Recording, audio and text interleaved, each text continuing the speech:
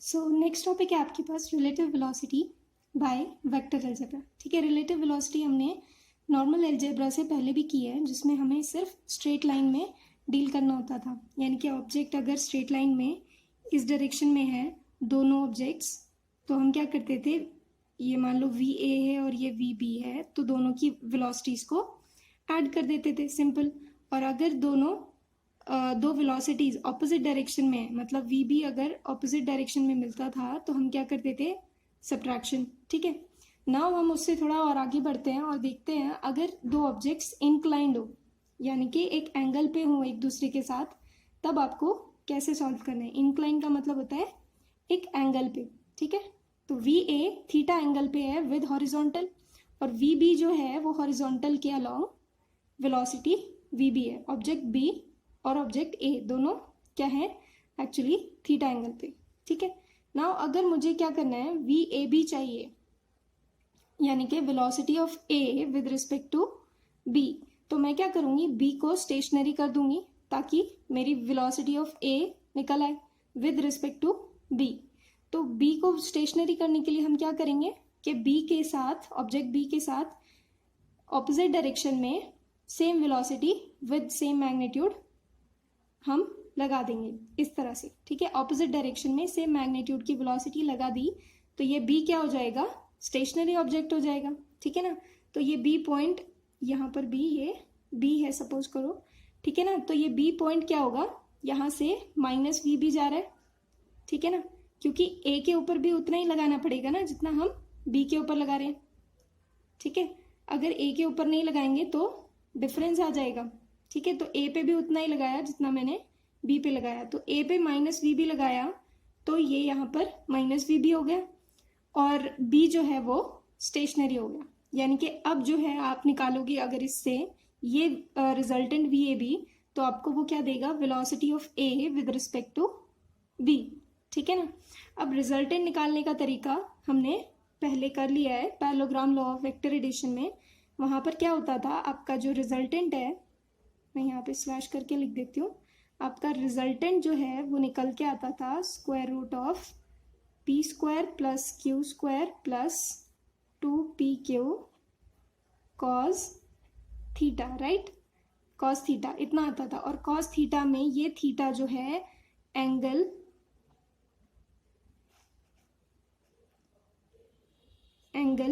Between p and q vector होता था, p vector and q vector.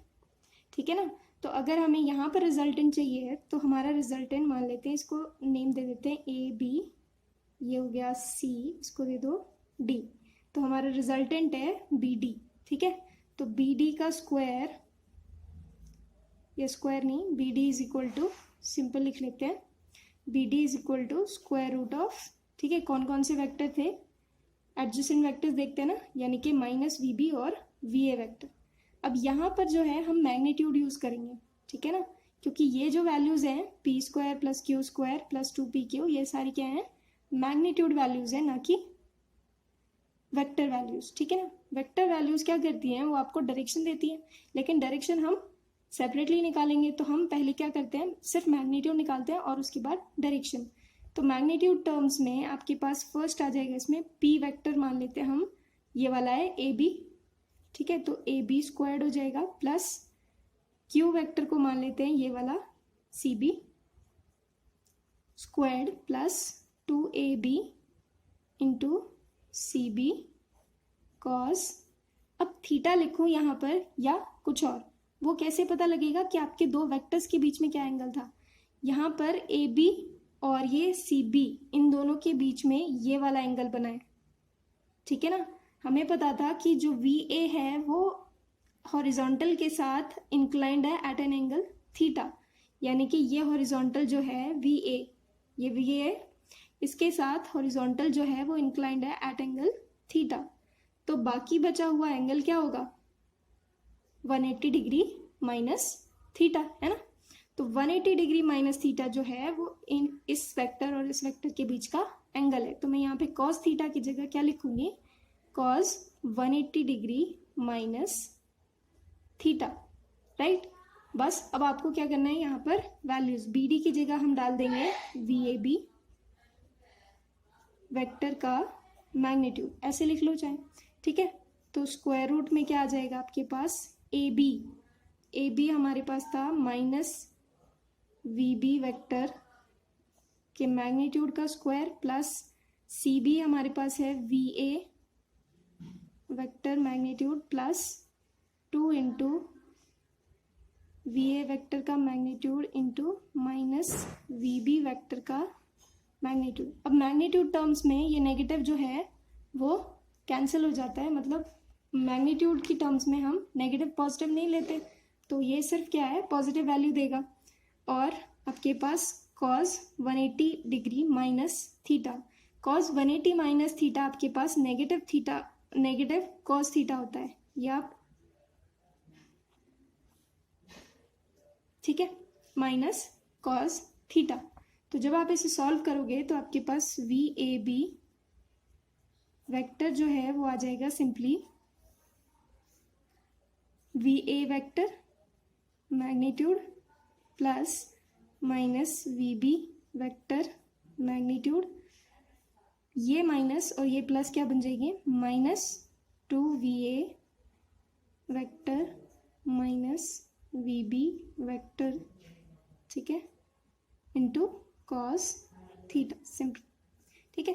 तो सिर्फ एक चेंज आएगा यहाँ पे कि आपके पास स्क्वायर्ड होंगे ये, ठीक है। ये आपका V A squared plus V B squared minus 2 V A V B cos theta होगा, ठीक है।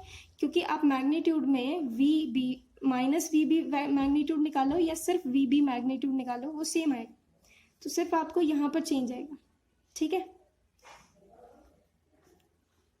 यानी कि इन शॉर्ट आपके पास ये दो वेक्टर्स थे वी ए वी बी, ठीक है। आपको ये सारा करने की ज़रूरत नहीं पड़ेगी, क्या करना है, वी ए और वी बी लेना है, ठीक है। यहाँ पर गए आप वी ए स्क्वायर्ड किया प्लस वी बी स्क्वायर्ड किया माइनस लगा दिया 2 वी ए वी बी और कॉस थीटा यानी जो आपका वेक्टर था वो किस एंगल पे इंक्लाइंड था, ना कि दोनों वेक्टर्स के बीच का एंगल, वो नहीं लिया हमने।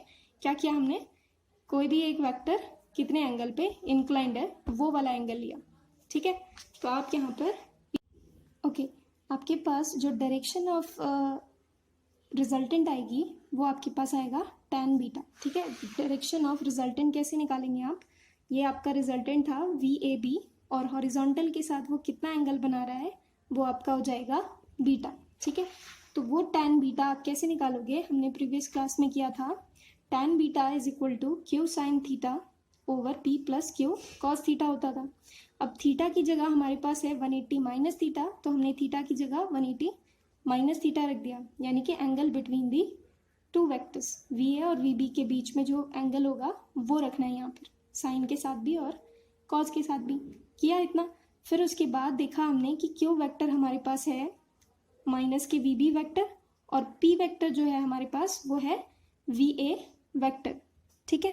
तो हमारे पास फाइनल रिजल्ट आ गया माइनस वी बी, क्यू की जगह माइनस वी बी वैक्टर का मैग्नीट्यूड इंटू साइन थीटा। क्यों, साइन 180 माइनस थीटा आपके पास पॉजिटिव साइन थीटा देता है, तो इसलिए ये सेम रहेगा।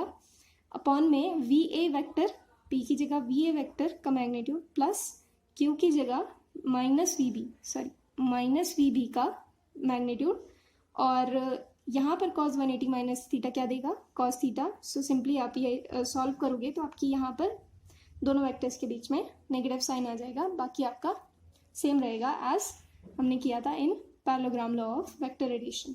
Thank you.